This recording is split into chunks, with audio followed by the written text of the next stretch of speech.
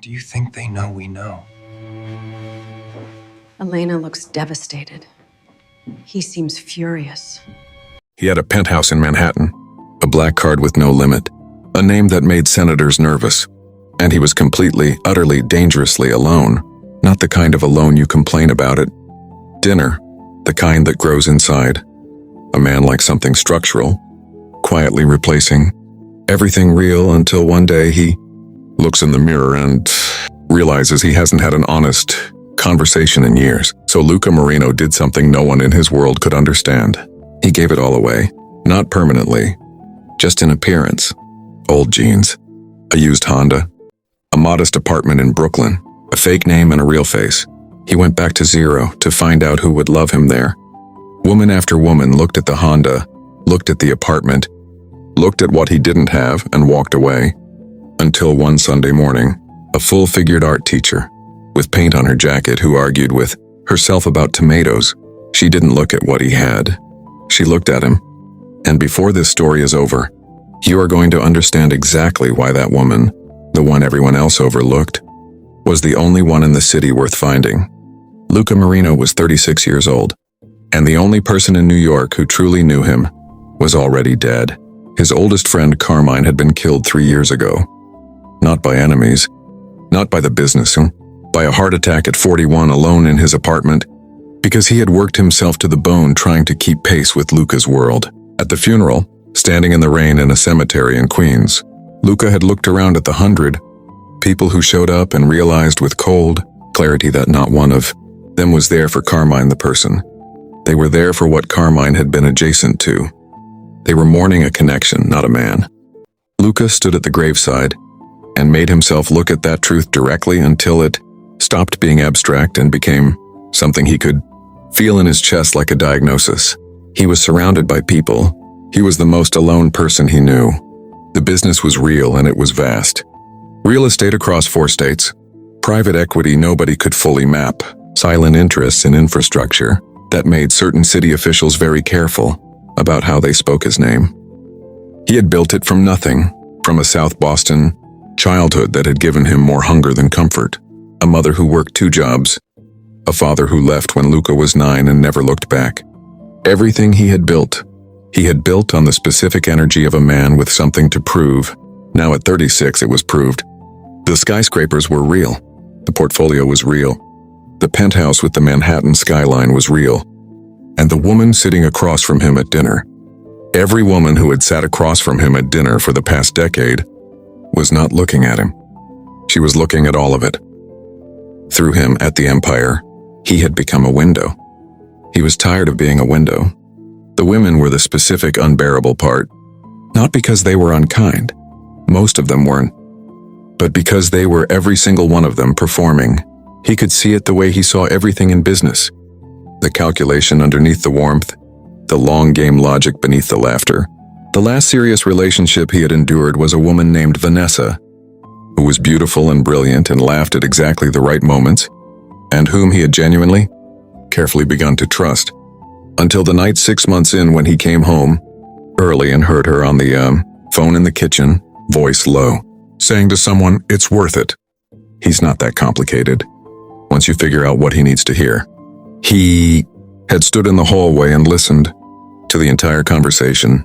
He had not said a word about it. He had simply gone to bed, and in the morning, he had ended it with the same quiet precision he used to close a deal, and he had not tried again in 2 years. The penthouse had been quiet ever since. He had told himself the quiet was fine. The quiet was not fine. The idea arrived on a Wednesday morning, while he was reading a financial magazine profile of himself, a piece full of words like visionary and formidable and reclusive, and he set it down and thought, every word in this article is true and none of it is me. The next thought came in like a blueprint. What if nobody knew? Not as a lie, as a controlled removal of variables. Strip away the penthouse, the name, the portfolio, take them completely off the table, and find out what a person saw when they looked at him with nothing impressive attached. He called it a sabbatical when he told his lawyers. His second-in-command, Marco, said, "Boss, this is the worst idea you've ever had." Luca said, I've had worse, Marco said. Name one. Luca couldn't, he did it anyway. He chose Brooklyn, Carroll Gardens specifically. Not a bad neighborhood, not glamorous, just a real place where real people lived and paid rent and knew their neighbors. He rented a 2-bedroom apartment on a normal street. Told his assistant he was taking 3 months, kept one phone for emergencies and one for his new life. He drove a used Honda he had bought for cash under an LLC. He introduced himself everywhere as Luca, just Luca. No last name, volunteered logistics. Recently moved to the neighborhood. He ate at the corner diner and learned the regulars' names and let himself exist. For the first time in 15 years, as someone without a portfolio. For the first 4 days, it felt like wearing a costume. After that, it felt like something he had forgotten he knew how to do. Something like being a person. He started going on dates within the first 2 weeks. Not because he was ready. He wasn't sure he would ever be ready, but because the experiment required it. The first woman was named Priya. She was sharp and interesting, and for 40 minutes of their second date, she described, with great precision, the exact type of apartment she required to feel like herself. The neighborhood, the square footage, the light, the proximity to the right kind of coffee. She was not describing it to him. She was auditioning it at him, watching his face for evidence of whether he could deliver it. He drove her home in the Honda. She looked at the car while she was getting out. Not a glance, a look, and said, "This is yours?" He said yes. She smiled in the way people smile when they are reassessing. He never called her back. The second woman, Kate, was warmer. Genuinely funny. She touched his arm when she laughed and asked good questions and seemed, for most of the first date, like a real person having a real evening. Then on the second date, with a casual precision that was not casual, she asked, "So logistics, and is that something with a future? Like, is there growth there?" He said, "Depends on what you mean by growth." She said, "I just mean stability, security." She smiled. Her eyes did the math. He drove her home in the Honda, and when he pulled up to her building, she looked at it one more time, the car. The basic model, the slight dent above the back wheel that he had deliberately left there, and he watched her face make a decision. She texted him the next day that she didn't feel a connection. He didn't argue. He sat with the confirmation of what he already knew and felt it settle into him like weather. The third woman was named Dana. She was beautiful, in the specific polished way that requires significant investment, which was a choice he respected in principle and felt nothing from in practice.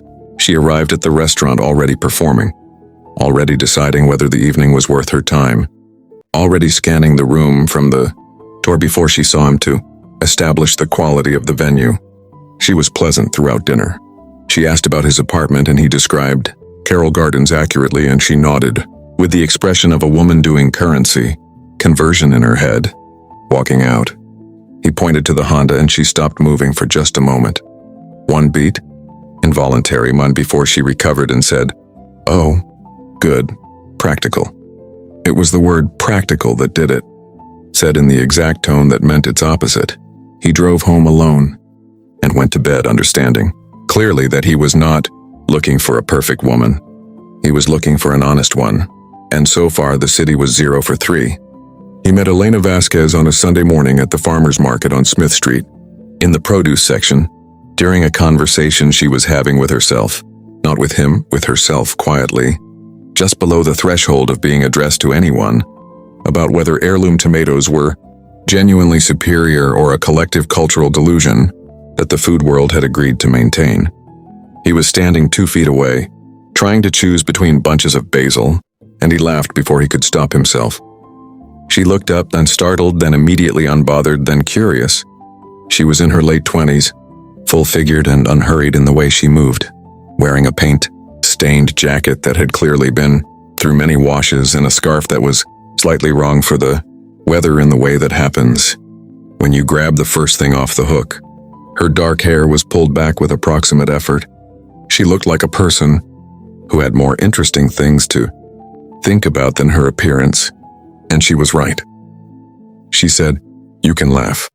I've been having this argument with myself for 3 years." He said, "Who's winning?" She said, "The tomatoes."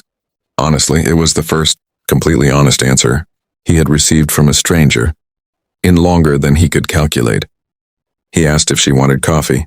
She said yes, but from the stand at the end of the market, not the one in the middle. He asked why. She said the one in the middle is charging $4 more for the same coffee because their cups have a logo on them, and I refuse to pay for a logo on a cup. And he said, that seems principled. She said, it's just math. They walked to the end of the market and stood drinking coffee in the November cold, and she told him, without any of the careful self-packaging he had cataloged, across 6 prior dates, without the performance of presenting the most appealing version of herself, that she taught art at a middle school in Red Hook, that she was working on a painting series she had serious doubts about, that she had lived in Brooklyn for 4 years and still got lost occasionally because she was genuinely poor at cardinal directions, and that heirloom tomatoes were worth it in summer but not November, which she had just decided. All of this in 20 minutes, as if she were simply reporting the contents of her life to someone she had decided was worth the information. No calculation, no management. Just here is who I am. He stood in the cold holding his coffee and felt something shift inside him that he did not yet have the language for. He did not ask for her number that first Sunday. He saw her the following Sunday, same market, same produce section. He had arrived early enough to make this look accidental, and it was not accidental. She looked up when he approached and said, did you try the tomatoes? He said he had. She said, verdict? He said, you were right. She smiled. Not the performed smile he had been cataloging for months.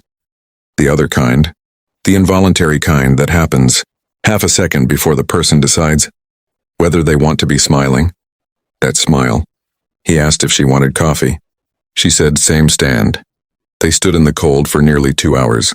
He learned that she had grown up in Queens, that her mother was Dominican and her father Colombian, and her apartment was full of their combined cooking smells on holidays, that she painted every morning before school in a corner of her living room because she couldn't afford a studio, that she had spent her 20s making peace with being a full-figured woman in a world that had opinions about it, and that peace was not something she announced anymore. It was just something she carried.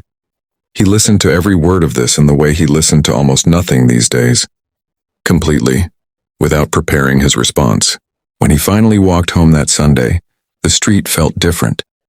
He could not explain that. He did not try. Now enter the villain, not the kind who carries a weapon, the kind who carries a smile and a spreadsheet. His name was Trevor Hale. He had been Luca's chief rival for 7 years, a Manhattan developer with family money and none of Luca's hunger, which meant he had spent 7 years losing to Luca on deals and accumulating the specific resentment of a man who believes he deserves what someone else earned. Trevor had contacts everywhere, and 3 weeks into Luca's sabbatical, word reached him through those contacts that something interesting was happening in Carroll Gardens. He did not know details yet, but he knew enough to start asking questions. And Trevor Hale, when he started asking questions, did not stop until he had something he could use. By the 5th Sunday with Elena, they were meeting on purpose. Walks along the waterfront. Takeout on a Thursday. She came over once with 12 student canvases that needed to dry. Overnight, her school's boiler had broken, and they ate Thai food on the floor of his apartment because the table was covered in canvas, and she fell asleep on his couch mid-sentence, and he put a blanket over her, and sat in the kitchen with cold coffee, understanding, with the particular clarity of very late nights, that he was in love with her, not with who she could become in his world, not with what she represented, with the person who argued with herself about tomatoes, and named the difference between things before he even knew a difference existed, with the person who, in months of conversation, had never once asked what kind of apartment he could offer or where the Honda was in the food chain. He had designed an experiment to find an honest person. He had not designed it carefully, enough to protect himself from what finding her would cost him. Trevor Hale's investigator delivered the full report on a Tuesday. Every detail, the Carroll Gardens apartment, the used Honda, the logistics story, the woman. The investigator included photographs of Elena, at the market, at the school, walking on the waterfront beside A man the investigator had now correctly identified as Luca Marino. Trevor read the report twice. Then he smiled the smile of a man who has found the pressure point after years of looking. He did not go to the press yet. He went to Elena's school. He found her in the art room after hours alone cleaning brushes. He introduced himself pleasantly. Just a man. A community figure. Interested in local education initiatives. He sat on the edge of a student desk and talked for 5 minutes about nothing before he placed a folder on the table in front of her. Inside, a single printed page. Luca Marino's real name. His real net worth. Photograph of the Manhattan penthouse.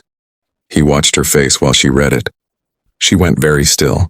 He said with the specific gentleness of a man delivering poison carefully. I just thought you should know who you've actually been spending time with. I'd hate for you to be anyone's experiment. He left the folder on the table. He walked out. He did not rush. He had planted exactly what he intended to plant, and he knew how seeds worked. Elena did not call Luca that evening. She went home and sat at her kitchen table, with the folder open in front of her, and thought for a long time. The information was real, she could tell. The photograph of the penthouse was real. The name was real. But something about the way it had been delivered, by a stranger who appeared from nowhere, with a smile that knew too much, told her that this was not an act of kindness. This was a move. She was being moved. She did not like being moved. She closed the folder. She went to bed. She lay in the dark and thought about every conversation she'd had with Luca over 4 months. Every specific thing he had said. Every moment she had watched him respond to something without having prepared the response. And she asked herself the question she was very good at asking, because she was a woman who had spent years learning to see beneath surfaces. What is actually true here? By morning, she had her answer. She texted Luca, we need to talk today. They met on the waterfront. Luca arrived first, and he knew from the tone of the text, 2 words and a period. No softening or that something had broken open. When Elena walked up, she was carrying the folder. She handed it to him without speaking. He opened it, looked at the first page, and felt the entire structure of the past 4 months compress into a single moment of reckoning. He looked up. She was watching him. He said, who gave you this? She described Trevor Hale. Luca's jaw moved once. Then he said, I was going to tell you myself. I was trying to find the right time. She said, there is no right time. You just tell the truth, he said. You're right, she said. I know I'm right. That's not what I'm here to find out. He said, what are you here to find out? She said, whether the person I've spent 4 months talking to on Sunday mornings is the same person who built that. She pointed at the photograph of the penthouse. He looked at it. He said, he's not. But he came from the same place, she said. Tell me everything. He told her everything. Right there on the waterfront. With the wind off, the water and the city behind them, and no version of the story managed for effect. He told her about Carmine's funeral and what he understood standing in the rain in Queens. He told her about Vanessa and the phone call in the kitchen. He told her about Priya and Kate and Dana and what he had been looking for and why. He told her about the moment at the farmer's market when she argued with herself about tomatoes and laughed at herself and handed him the most unguarded sentence he had heard in years. He told her the test had stopped being a test approximately 3 Sundays in, when he had shown up early and it had not been a strategy. He told her that the thing he was most sorry for was not the omission, but the fact that she had to find out from a man who delivered it like a weapon. He said, you deserve to hear it from me. I was a coward about the timing. Elena listened to all of it. Then she said, that man who showed up at my school. Luca said, Trevor Hale, he's been my rival for 7 years, she said. He wanted me to end this, Luca said. Yes, she was quiet for a moment. Then she said, then I'm not going to. Luca looked at her. She said, not because of you, because I don't get moved by people who deliver information with a smile. I make my own decisions. She looked at him. But you're going to be honest with me from now on. All the way. No management, no timing, no strategies. Just the truth, he said, all the way. She held his gaze for a long moment. Then she picked up the folder, walked to the railing, and dropped it into the water below. She turned back. Now tell me what you're going to do about Trevor Hale. What Luca did about Trevor Hale was quieter and more complete than anyone expected. He did not retaliate with force. He did not need to. He had 7 years of Trevor's business dealings in memory, and in 48 hours his lawyers had surfaced enough financial irregularity in Trevor's development, projects to keep federal investigators busy for 2 years. He made one phone call to one journalist, not to expose Trevor, just to ask the right question about the right permit on the right building. 3 weeks later, Trevor Hale was answering to a congressional subcommittee about zoning fraud on 3 properties. He never bothered Elena again. He never bothered anyone in Luca's life again. And Luca, walking out of his lawyer's office after making that call, called M